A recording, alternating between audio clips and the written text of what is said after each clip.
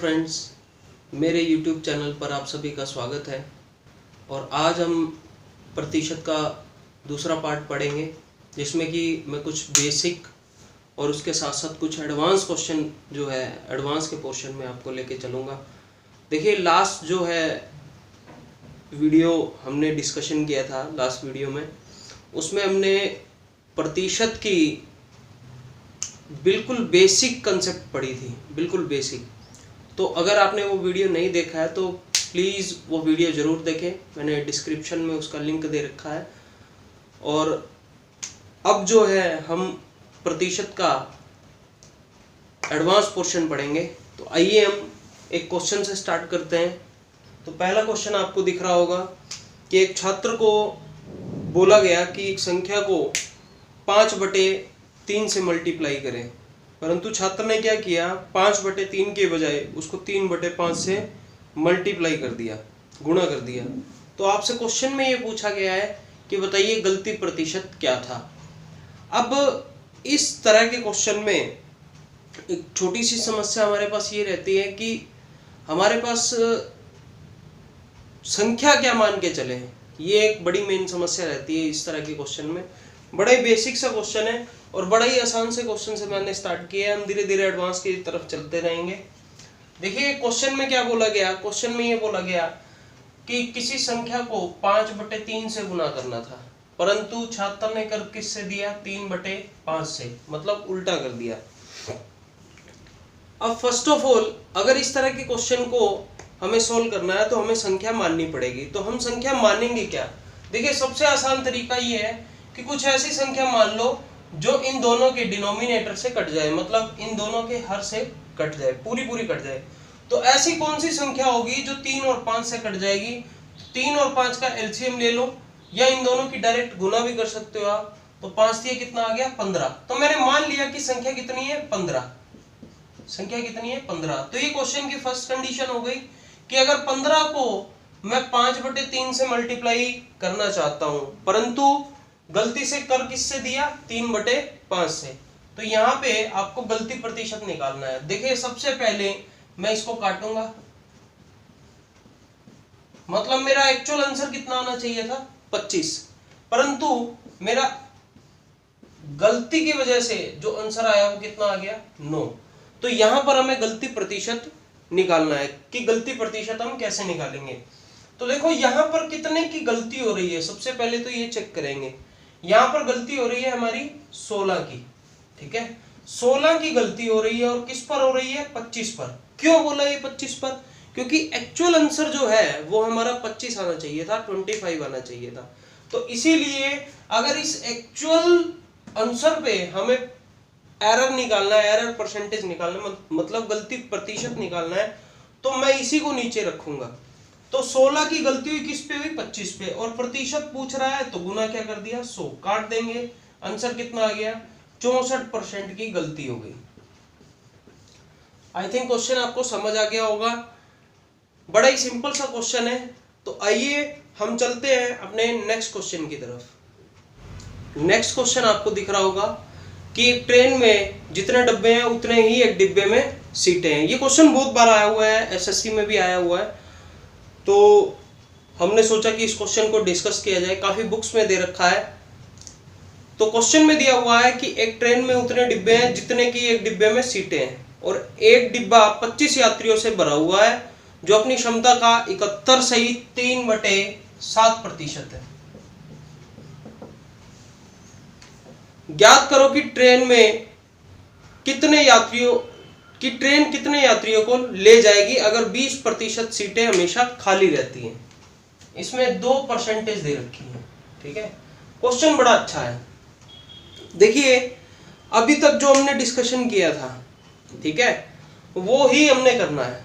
हमने क्या किया था कि जहां कहीं भी प्रतिशत दिख जाए वहां उसकी भिन्न बना लो, और इस क्वेश्चन को भी हम उसी तरीके से सॉल्व करेंगे।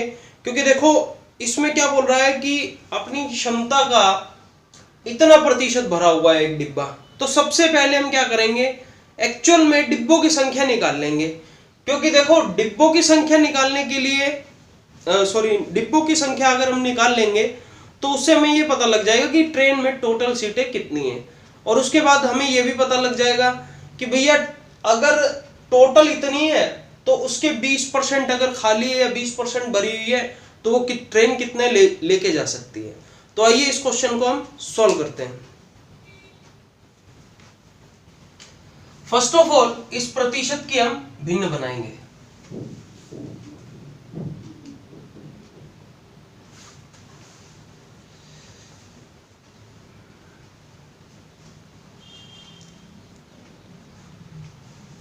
देखिए सबसे पहले इस प्रतिशत की हम भिन्न बनाएंगे। तो इस प्रतिशत की भिन्न क्या बनेगी, 7, 49 और 3, ये ऊपर बन गया 500 और नीचे कितना 7 गुना में 100। इसको काट दूंगा तो इसकी भिन्न कितनी बनी 5/7 और इसकी भिन्न कितनी बनेगी 1/5। ये अभी आपने पढ़ा था, मैंने लास्ट वीडियो में भी ये परसेंटेज काफी बार बोली। तो इस प्रतिशत की जो भिन्न बनाई है आपने, ये वाली जो भिन्न बनाई, इस भिन्न से आपको समझने का क्या मिल रहा है। देखो इस भिन्न का समझने को आपको ये मिल रहा है कि जब कभी भी मैंने भिन्न की बात की तो मैंने उसके जो नीचे वाले भाग को है वो वास्तविक मान माना। एक्चुअल में हमें यही करना पड़ेगा यहाँ भी कि हम मान लेंगे कि भैया उसमें 7 इकाई डिब्बे हैं या 7 इकाई सीटें हैं। क्योंकि देखो क्वेश्चन में क्या बोल रहा था, क्वेश्चन में बोल रहा था कि एक डिब्बा जो है वो अपनी क्षमता का 71 से 3/7% भरा हुआ है। तो मैं यहां पर मानने वाला हूं कि भैया एक डिब्बे में एक्चुअल में कैपेसिटी कितनी है, 7 यूनिट की है। और उस 7 यूनिट की अगर मैं बात करता हूं तो उस 7 यूनिट में से उसका 71 से 3/7% उस पर बैठे हुए हैं। ठीक है, यही बोल रहा है कि भैया भरा हुआ है, इतना भरा हुआ है। तो यहां पर सबसे पहले प्रतिशत की भिन्न बनाई, एक्चुअल वैल्यू हमने मान ली, वास्तविक मान मान लिया कि भैया मान लो डब्बे में 7 यूनिट सीटें हैं और उसमें से 5 लोग बैठे हुए हैं। अब अगर मैं आपसे ये पूछता हूं कि क्वेश्चन में और क्या दे रखा है। देखिए क्वेश्चन में यहाँ ये दे रखा है कि एक डिब्बे में 25 यात्री बैठे हुए हैं या एक डिब्बा जो है 25 यात्रियों से भरा हुआ है। तो इनडायरेक्ट वे में देखो यहाँ पर क्या हो रहा है, इनडायरेक्ट वे में ये 5 जो है वो आपको कितने के बराबर दे रखा है, 25 के बराबर दे रखा है। मेरी बात समझ रहे हो? क्यों? क्योंकि देखो आपके अकॉर्डिंग डिब्बे में कितने बैठे हुए हैं 5 और एक्चुअल में एक डिब्बे में कितने बैठे हुए हैं 25। तो 5 यूनिट बराबर हो गया किसके, 25 के। तो 1 यूनिट बराबर होगा किसके, 5 के। मतलब 1 यूनिट बराबर है 5 यात्रियों के। तो 7 यूनिट बराबर होगा कितने के, 35 यात्रियों के। मेरी बात समझ आ रही है? अब ये साफ क्लियर हो गया है कि भैया एक डिब्बे में कितने यात्री बैठ सकते हैं, 35 यात्री बैठ सकते हैं। ये बात समझ आ गई। तो अब हमें ये निकालना है कि एक्चुअल में ट्रेन में टोटल सीटें कितनी है। तो देखो क्वेश्चन में शुरुआत में ही दे रखा है कि जितनी ट्रेन में डिब्बे हैं उतने ही एक डिब्बे में सीटें हैं। तो जितनी सीटें हमारे पास आ गई हम उतने ही डिब्बे काउंट कर लेंगे। मतलब अगर एक डिब्बे में 35 यात्री बैठ सकते हैं तो टोटल डिब्बों की संख्या भी कितनी हो गई, 35। तो टोटल सीटों की संख्या अगर हमें निकालनी है, टोटल सीट हमें निकालनी है, टोटल सीट्स हमें निकालनी है, तो 35 तो डिब्बे हो गए और एक डिब्बे में सीटें कितनी हो गई, 35। इन दोनों को मल्टीप्लाई करेंगे तो ये हमारे पास आ गया 4 तिया 12। हमारे पास आ गया कि टोटल जो सीटें हमारे पास अवेलेबल हैं वो कितनी है, 1225 सीटें अवेलेबल है। अब क्वेश्चन में हमें ये दे रखा है कि 20% यात्री इसमें सफर ही नहीं कर रहे हैं, मतलब 80% यात्री इसमें सफर कर रहे हैं। सीधी सी बात है, अगर 20% नहीं कर रहे हैं तो 80% इसमें ट्रेवल कर रहे हैं। 80% का मतलब कितना, 4/5। तो हम क्या करेंगे, इस 1225 का सीधा 4/5 निकाल लेंगे, क्योंकि हमें क्या चाहिए यहाँ पे, हमें ये चाहिए कि टोटल यात्री कितने ट्रेवल कर रहे हैं। बस इसको काट दीजिए, ये आएगा आपका 5 दूना 10, 4 5 5 25। तो आपका आ गया 490 और 980। तो 980 यात्री इसमें ट्रेवल कर रहे हैं। तो आई थिंक ये आपको समझ आ गया होगा। चलिए हम नेक्स्ट क्वेश्चन की तरफ चलते हैं। देखिए हमारा नेक्स्ट क्वेश्चन है कि एक छात्र जो है वो 25% अंक लेकर के 210 अंकों से फेल हो जाता है। 25% अंक लेकर भी 210 अंकों से फेल हो जाता है। नेक्स्ट उसने क्या बोला है कि 55% अंक लेकर वो मिनिमम मार्क्स से मतलब पासिंग मार्क्स से कितने अंक ज्यादा ले जाता है? 240 अंक ज्यादा ले जाता है।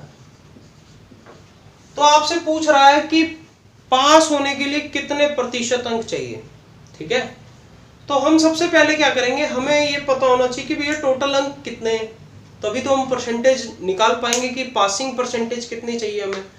तो देखिए इस क्वेश्चन को सॉल्व करने के लिए फर्स्ट ऑफ ऑल हम क्या करेंगे, यहां पर परसेंटेज के डिफरेंस ले लेंगे, कितना आया 30%, और यहां पर इन दोनों का डिफरेंस ले लेंगे। अब अगर मैं आपसे ये पूछूं इन दोनों का डिफरेंस कितना होगा, तो आप सभी का आंसर होगा 30, ठीक है। अब यहां पर इसका आंसर 30 नहीं होगा, क्यों नहीं होगा, क्योंकि देखिए अगर मैं 25% अंक की बात करता हूं तो वो 210 अंक कम लेके जा रहा है, तो इसलिए मैंने इसको नेगेटिव से लिख दिया। और यहां पर अगर वो 55% अंक ज्यादा लेके जा रहा है तो इसको प्लस से लिख दिया। और किससे ज्यादा या किससे कम लेके जा रहा है, अपने पासिंग मार्क्स से। तो यहां देखो ये बात मैंने क्यों बताई, ये वाली बात क्यों बताई, देखिए आपने नंबर लाइन पढ़ी होगी, नंबर लाइन में एक साइड पॉजिटिव इंटीजर होते हैं जिसको पूर्णांक बोलते हैं हिंदी में, मतलब इसको बोलते हैं धनात्मक पूर्णांक और इसको बोलते हैं ऋणात्मक पूर्णांक। आपने 9th क्लास में चैप्टर नंबर 1 में पढ़ा होगा, that is positive integer and that is negative integer, ठीक है, that is positive and that is negative integer, ठीक है। अब एक चीज देखना, 2 और 4 के बीच में कौन सा 2 और 4, प्लस का 2 और प्लस के 4 के बीच में अगर मैं आपसे डिफरेंस पूछ लेता हूं तो आपका आंसर होगा प्लस का 2। परंतु अगर प्लस के 4 और माइनस के 2 के बीच में अगर मैं आपसे अंतर पूछ लूं तो इस बार आपका अंतर होगा कितना, 6। मेरी बात समझ गए होंगे, इसीलिए मैंने इसको एक को प्लस से और दूसरे को माइनस से लिखा है। अब इन दोनों का डिफरेंस देखिएगा, इन दोनों का डिफरेंस आ रहा है 450, मतलब 30% बराबर आ गया कितने के, 450 के। तो यहां से 1% बराबर आएगा कितने के, आपके पास 15 के, और 100% बराबर आएगा किसके, 1500 के। तो अगर क्वेश्चन में ये पूछता कि भैया टोटल मार्क्स कितने हैं, हमने फिर भी निकाल लिए, ये कितने के बराबर आ गए, 1500 के। आपसे पूछ रहा है पासिंग मार्क्स कितने हैं, तो देखो यहां पर पासिंग मार्क्स निकालने के लिए या तो आप ये 25% जो दिया हुआ है इसमें उतना परसेंट और जोड़ दो जितने परसेंट से ये फेल हुआ है या जितने नंबर से फेल हुआ है, ठीक है, या फिर आप क्या करो 55% में उतना घटा दो जितने ये ज्यादा ले गया। मेरी बात समझ रहे हो, दोनों ही केसेस में क्वेश्चन का आंसर आ जाएगा। तो मैं यहां क्या कर रहा हूं, मैं 25% में ये निकाल लेता हूं कि ये जो नंबर रह गए थे जिससे वो फेल हो गया, ये एक्चुअल में टोटल का कितना परसेंट बन रहा है, ठीक है।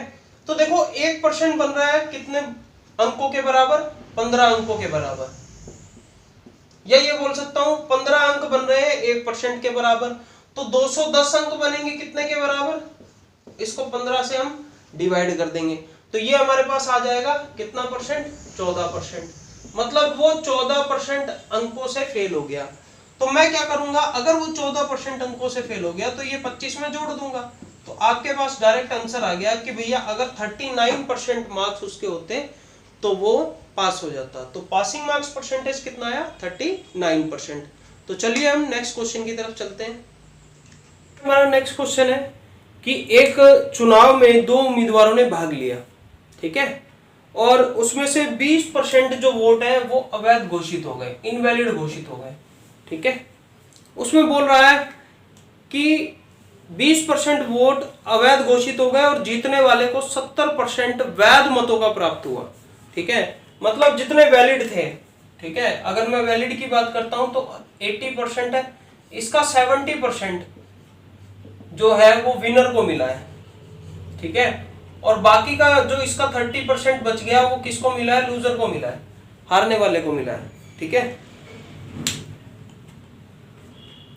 तो आपको बोल रहा है कि वैध मतों का प्राप्त करता है और 9600 वोटों से जीत जाता है, 9600 वोटों से जीत जाता है।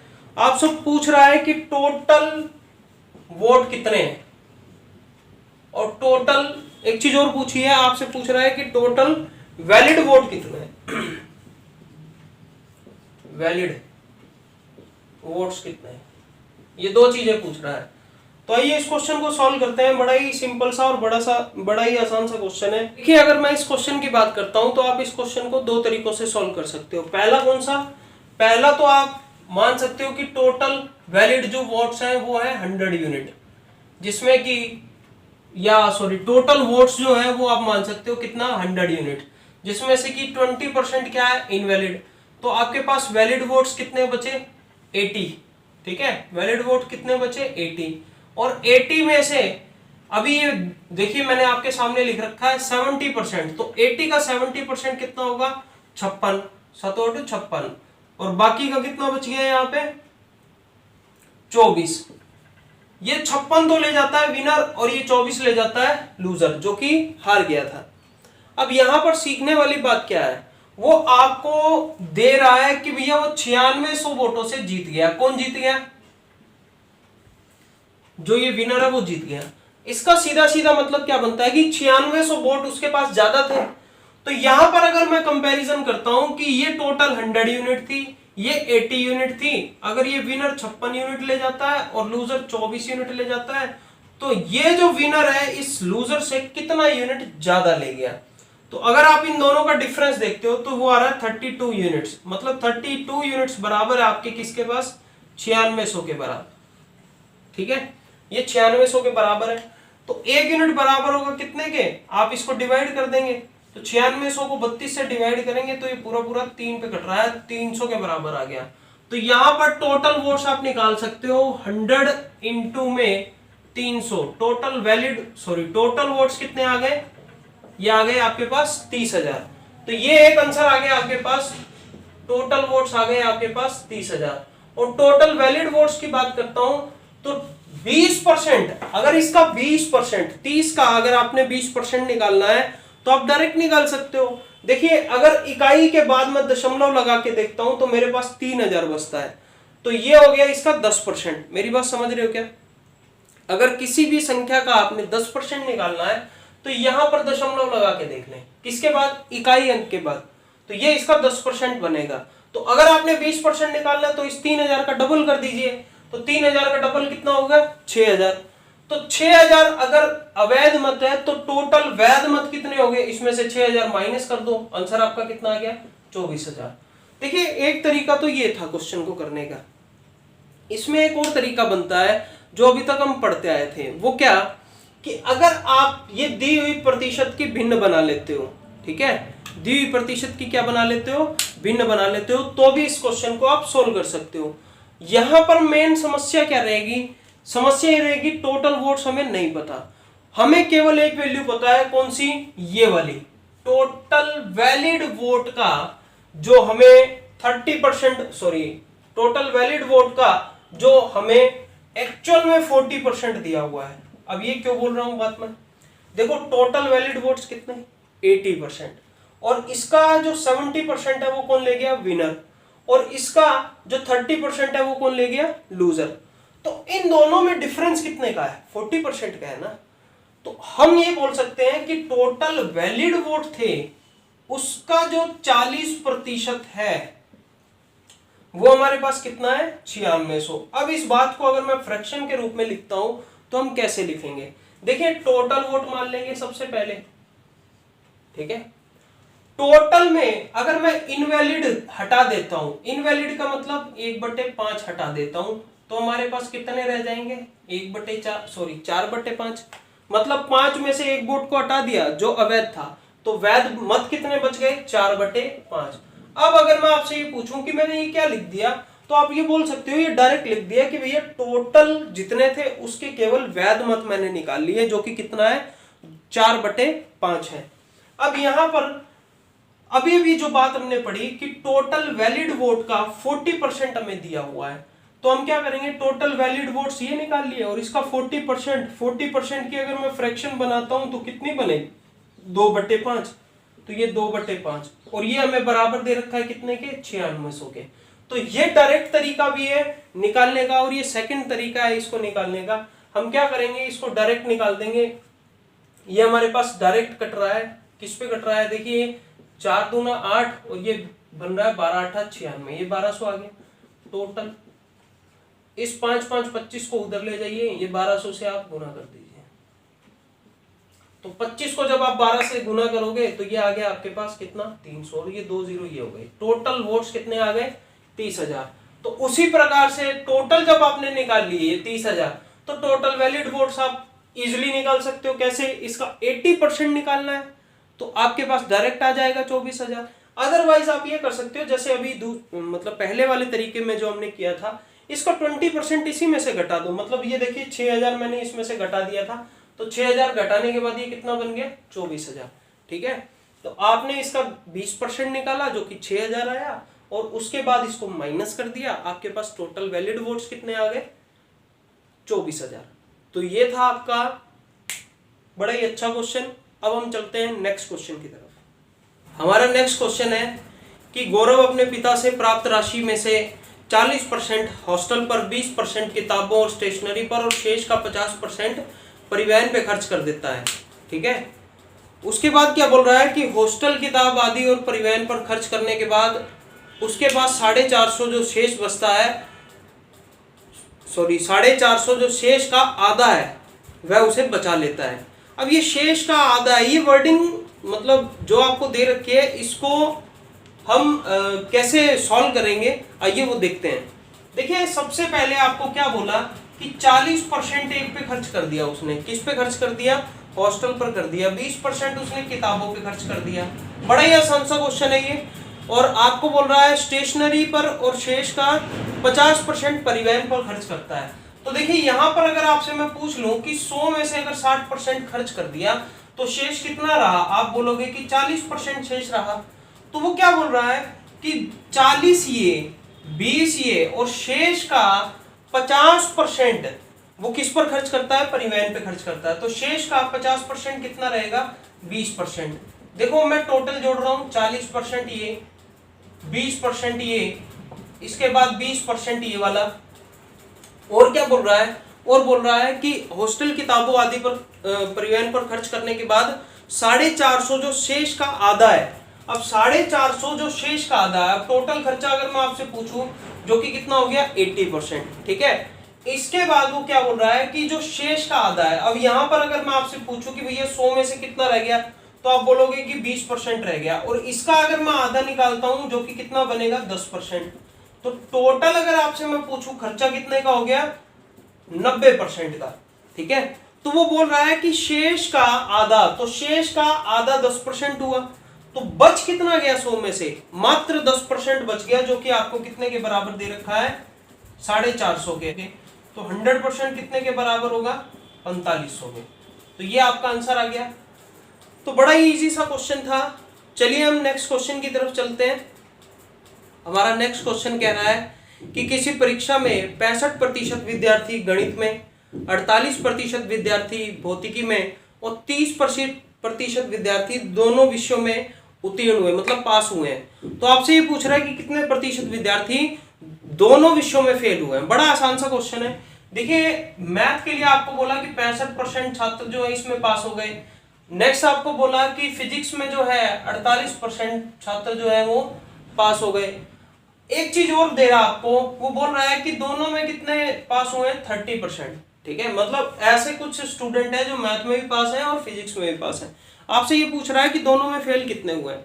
अब अगर आप इसको टोटल करके कैलकुलेट करोगे तो ये 100% से ज्यादा बन रहा है। देखिए अगर आपने +1 में मैथ पढ़ा तो ये बहुत ज्यादा आसान होगा आपके लिए, क्योंकि वहां आपने आई थिंक वेन डायग्राम्स पढ़े होंगे, आपने यूनियन इंटरसेक्शन पढ़ा होगा। यूनियन इंटरसेक्शन में क्या होता था कि जो भी टोटल वैल्यू होती थी, मतलब अगर हमें दो जिस तरह से यहाँ पे सब्जेक्ट दे रखे हैं उसी तरह से अगर कोई दो चीजें दी हुई है तो हम क्या करेंगे, उन दोनों को जोड़ करके जो कॉमन है वो माइनस कर देते थे। देखिए क्वेश्चन को करें कैसे, बड़ा आसान सा है। अगर मैं वेन डायग्राम से इस क्वेश्चन को समझाऊं, देखिए दोनों में कितने प्रतिशत पास हो रहे हैं 30%। अब एक चीज देखना है, यहाँ पे एक सर्कल ये बनाया मैंने, एक सर्कल मैं ये बनाता हूं। ठीक है, अब ये सर्कल क्यों बनाया? देखिए अगर मैं इसको हटा दूं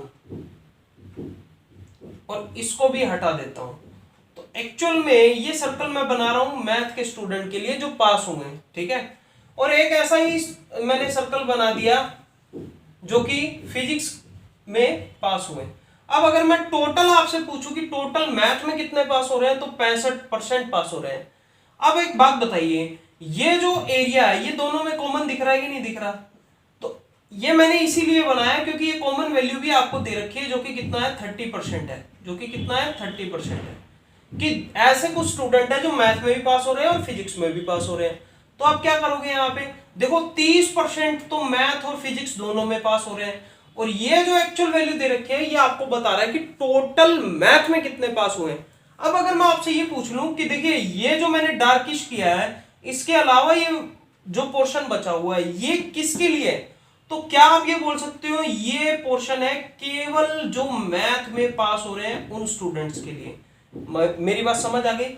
इसी तरह से ये वाला जो पोर्शन बनेगा वो किसके लिए बनेगा? केवल जो फिजिक्स में पास हो रहे हैं उनके लिए। समझ आ गई बात? तो केवल अगर मैथ में पूछूं तो आप क्या करोगे, इस 65 में से 30% घटा दोगे, मतलब कितना आया 35%। ठीक है, या फिर आप ये इधर भी कर सकते हो कि भैया अगर टोटल जो है फिजिक्स में 48% पास हो रहे हैं, तो यहाँ पे 30% तो दोनों में हो रहे हैं, केवल फिजिक्स में कितने होंगे 18%। तो एक काम तो ये कर सकते हो आप, ये टोटल जितने जितने पास हुए हैं इन सभी का समीशन कर लो। कैसे? जैसे 35 ये प्लस में 30 ये और प्लस में 18 ये, आपके पास कितना आ गया 8 5 13, 1 2 5 और 3 8, ये आ गया 83%।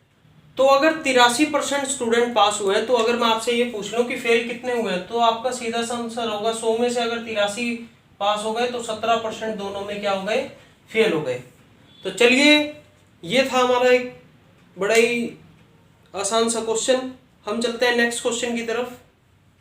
नेक्स्ट क्वेश्चन में हमारे पास क्या दे रखा है कि एक द्विअंकीय घनात्मक संख्या है जो कि इकाई के, जिसके इकाई के स्थान का अंक दहाई के स्थान के अंक के वर्ग के समान है। ठीक है, आपको ये दे रखा है, मैं मान लेता हूं इसका एक अंक इकाई का y है और दूसरा दहाई का जो है वो x है।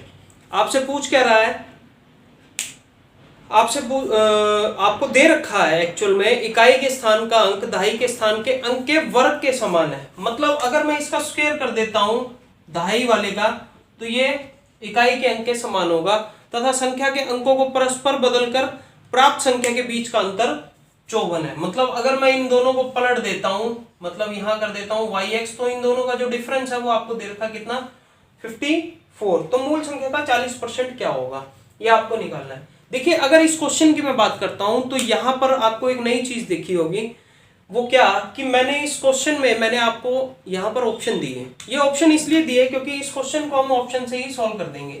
पहला ऑप्शन दिया 15.6, दूसरा ऑप्शन मैंने आपको दिया कितना 39, तीसरा ऑप्शन मैंने आपको क्या दिया 37.2, चौथा ऑप्शन मैंने आपको क्या दिया 24।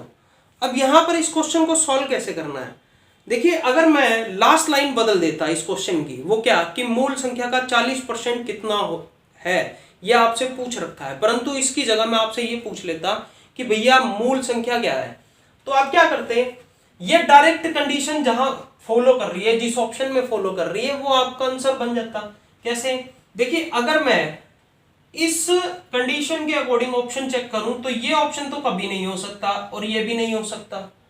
मैं ये आपको जो क्वेश्चन मैंने स्क्रीन पे दिखाया वो क्वेश्चन सॉल्व नहीं करवा रहा हूं, मैंने इस क्वेश्चन की लास्ट लाइन को बदल दिया है। मैंने कहा कि मूल संख्या क्या होगी, अगर ऐसा पूछा जाता तब आप क्या करते।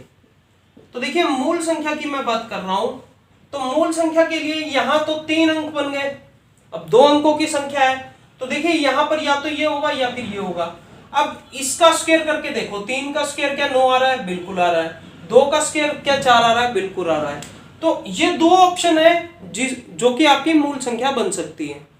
परंतु ये दूसरे वाली कंडीशन जब मैं इसमें लगा के देखता हूं, अगर सबसे पहले इसकी बात करूं तो 24 में अगर लगा के देखूं तो इसका उल्टा बनेगा कितना 42, बट इन दोनों का अंतर क्या आना चाहिए 54, जो कि यहाँ पे नहीं आ रहा। तो इसको अगर मैं सॉल्व करता हूं तो 93 इसको उल्टा दिया, मतलब इकाई की जगह दहाई का अंक और दहाई की जगह इकाई का अंक, ये लिख करके इन दोनों की सब्ट्रैक्शन की, क्या 54 आ रहा है, बिल्कुल आ रहा है। तो यहां पे मूल संख्या कितनी बन गई हमारी 39। अब मेन जो क्वेश्चन होगा स्टूडेंट्स का वो ये होगा कि सर क्वेश्चन में दिया तो कुछ और हुआ है, आप समझा कुछ और रहे हो। देखिए मैं एक चीज आपको बता देता हूं, एग्जामिनर स्टूडेंट को पजल करने के लिए एक्चुअल में इसी तरह के ऑप्शन देगा, मतलब आपको मूल संख्या भी देगा जिसका कि आपको 40% निकालना है।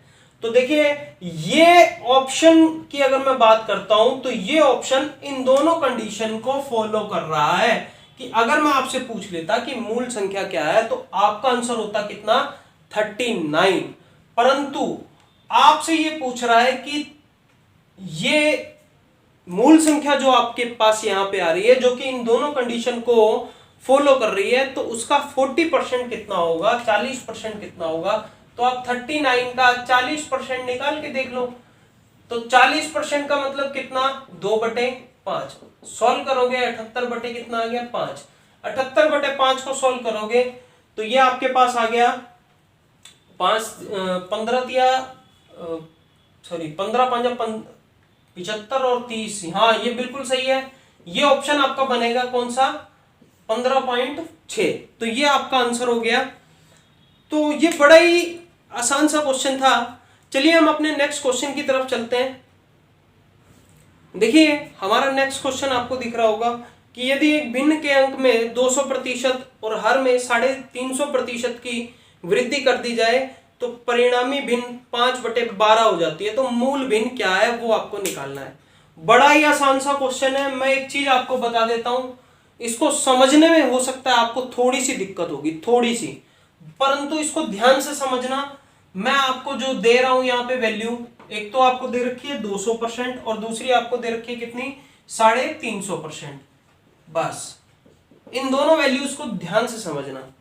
देखिए इन दोनों को समझाने से पहले एक चीज मैं आपको बता देता हूं। हमने लास्ट वीडियोस में पढ़ा है कि जब कभी भी कोई परसेंटेज दी होगी, जैसे सबसे आसान परसेंटेज मैंने यहाँ पे ले ली 10%, जब कभी भी इस 10% की मैं भिन्न बनाता हूं, जैसे 1/10 बनी, तो आपको ये भिन्न जो है वो अपना मान खुद ब खुद बता देती है। जैसे यहां अगर मैं आपसे पूछ लूं कि वास्तविक मान कितना होगा, तो आप बोलोगे कि वास्तविक मान कितना है, 10। और ये 10 में से कितना लिखा हुआ है, ये 10 में से लिखा हुआ है 1, मतलब 10 का 10% कितना होगा, 1 होगा। ये बात आई थिंक आपको समझ आ गई होगी। अब यहां पर एक बात समझने वाली एक और है कि अगर ये आपको अलग से ही दे दिया कि भैया आपके अंश भाग में इतने की वृद्धि हो रही है और हर भाग में इतने की वृद्धि हो रही है, तो बताओ आपका वास्तविक भिन्न कितना होगा, ठीक है। और मतलब इतना प्रतिशत चेंज होने के बाद भी वो भिन्न के लिए बोल रहा है कि वो भिन्न बन गई आपकी कितनी, 5/12। तो हमें करना क्या है, देखिए हम सेपरेट इसको सॉल्व करके और हम इसको कंबाइन करके एक भिन्न के रूप में लिख करके उसके बराबर रख देंगे, तो हमारी वास्तविक भिन्न जो है वो हमारे पास आ जाएगी। देखिए अगर मैं आपको ये बोल दूं कि किसी भी संख्या का 10% बढ़ा के लिखिए। अब मैंने आपको बोला क्या, यहाँ पे किसी भी संख्या का 10% बढ़ा के लिखना है। अब मैंने आपको संख्या भी नहीं दी कि वो संख्या क्या है, तो आप यहां पर इस बात को कैसे लिखोगे, कैसे ड्रॉ करोगे, तो आप ये करोगे कि भैया अगर 10% बढ़ा के लिखना है तो सबसे पहले उसकी भिन्न बनाओगे। कितना बन गया, 1/10।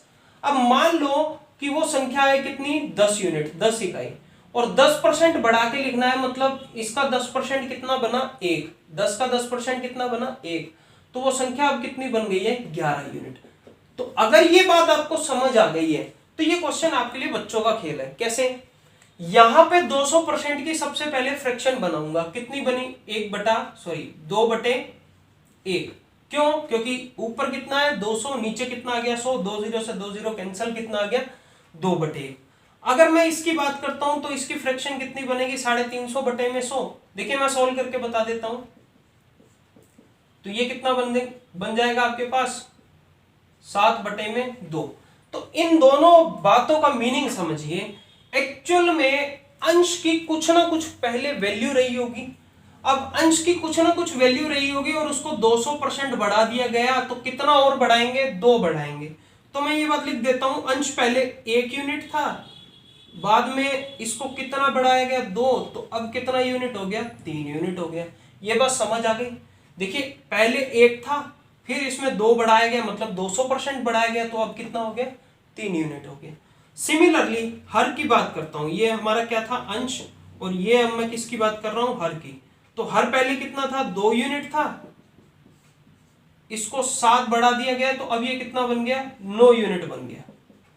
तो अगर आप इसको गौर से देखते हो तो हमारे पास पहले की जो फ्रैक्शन बन रही है दैट इज 1/2, और अभी जो फ्रैक्शन बन रही है वो कितनी बन रही है, 3/9। मतलब पहले जो बन रही थी भिन्न 1/2, अभी कितनी बन रही है, 3/9। अब एक चीज और मैं आपसे पूछ लेता हूं कि आपके अकॉर्डिंग कितनी बन रही है, आप बोलोगे कि 3/9, परंतु क्वेश्चन में ये आपको कितने के बराबर दे रखी है, 5/12 के बराबर। मतलब 3 यूनिट बराबर है कितने के, 5 के, और आपको चाहिए कितनी यूनिट, 1 यूनिट। क्योंकि देखो आपके अकॉर्डिंग पहले वाली भिन्न कितनी बन रही है, 1/2 बन रही है। तो आपको यही निकालना है कि 3 यूनिट अगर 5 के बराबर है तो 1 कितने के बराबर होगी। बस 1 निकालने के लिए यहां पर हम क्या करेंगे, इस 3 को नीचे ले जाएंगे तो 1 आपके पास बराबर आ जाएगी। जैसे 3 यूनिट बराबर है 5 के, तो 1 बराबर होगी कितने के, 5/3 के। सिमिलरली देखो ये आ गई आपके पास 5/3 के बराबर। सिमिलरली 9 यूनिट बराबर है 12 के, तो 1 बराबर होगी कितने के, 12/9 के। इसको काट दीजिए, ये कितना आ रहा है, 4/3, और आपको कितनी यूनिट चाहिए, 2, तो 2 बराबर होगी कितने के, 8/3 के। तो बस ये 2 बराबर लिख दीजिए 8/3 के। 3 से 3 काट देंगे, आपकी एक्चुअल जो भिन्न है वो कितनी आ गई, 5/8। तो ये आपके क्वेश्चन का आंसर आ गया। तो आई थिंक ये आपको समझ आ गया होगा। तो इस वीडियो को हम यहीं विराम देते हैं, क्योंकि इसमें हमने काफी अच्छे अच्छे क्वेश्चन भी किए, काफी बेसिक क्वेश्चन भी किए। तो नेक्स्ट वीडियो जो हमारी रहेगी वो रहेगी हमारे प्रीवियस ईयर एग्जाम्स की।